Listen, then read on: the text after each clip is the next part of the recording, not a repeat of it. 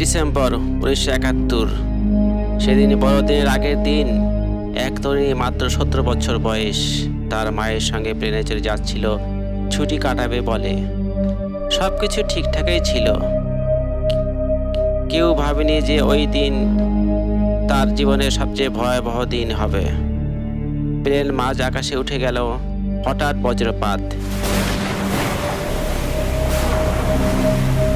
এবং পরপর কয়েক সেকেন্ডের মধ্যে প্লেনটা আকাশেই ভেঙে পড়ে।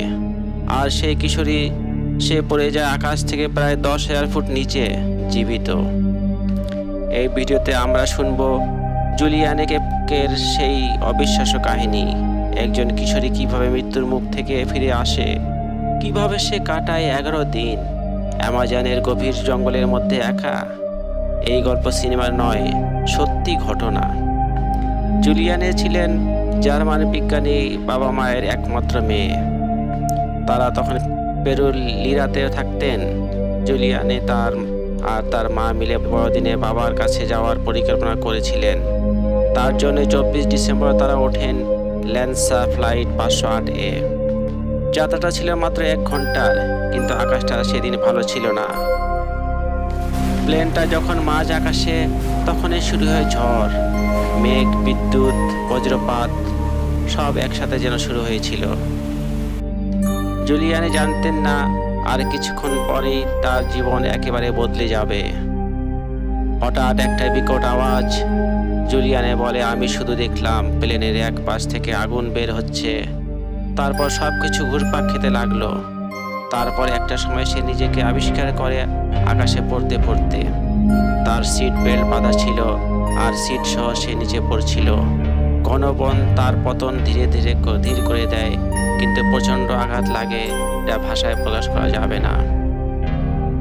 জুলিয়ানে পড়ে যায় অ্যামাজনের ঘন জঙ্গলের মাঝখানে।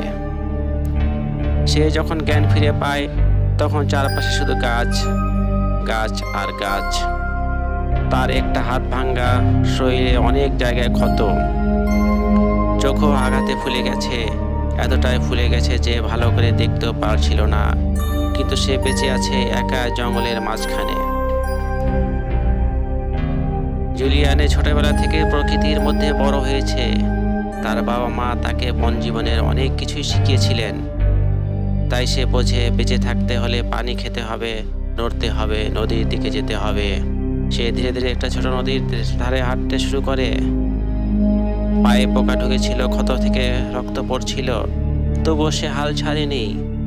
একটা বেল্টের হুক দিয়ে নিজের পা থেকে ম্যাকগট পোকা বের করেছিল সে। খুব ব্যথা হলো। চারদিকে অ্যামাজন জঙ্গলের বিশাল বিশাল দৈত্যাকার গাছ, বিভিন্ন হিংস্র প্রাণী, বিষাক্ত মাকড়সা ও পোকামাকড়, বিষধর সাপ ও অ্যানাকোন্ডা, ভয়ঙ্কর কুমির, অন্ধকার ভৌতিক পরিবেশ সহ আরও অনেক বাধা বিপত্তি ছিল। এর মধ্যে জুলিয়ানে পথ খুঁজেছেন দিনের পর দিন, রাতের পর রাত, আহত অভুক্ত অবস্থায়। মাথার উপর কোনো ছাদ ছিল না, কোনো সঙ্গী ছিল না, কেউ সাহস দেওয়ার মতো ছিল না। একাকিত্ব তাকে গ্রাস করেছিল। তার কোনো সাহায্যকারী ছিল না, কিন্তু তার মনে দৃঢ় বিশ্বাস ছিল সৃষ্টিকর্তার কৃপায় এবং তার চেষ্টার। এই বিপদ থেকে তাকে উদ্ধার পেতে হবে। তাই সে আত্মবিশ্বাস এবং সৃষ্টিকর্তার উপর ভরসা করে পথের খোঁজে ছুটে চলেছে অনেক পথ। জীবন বাঁচাতে নদী খুঁজেছে, পথ খুঁজেছেন, একটি নিরাপদ আশ্রয় খুঁজেছেন, কিন্তু কোনো সময় থামেনি। এভাবে কেটে গেল 11 দিন। জুলিয়ানে জানতেন দাঁড়িয়ে থাকলে মরতে হবে। এভাবে 11 দিন কেটে যায়। খাবার ছিল না বললেই চলে। নদীর পানি ও গাছের ফল খেয়ে বেঁচেছিলেন।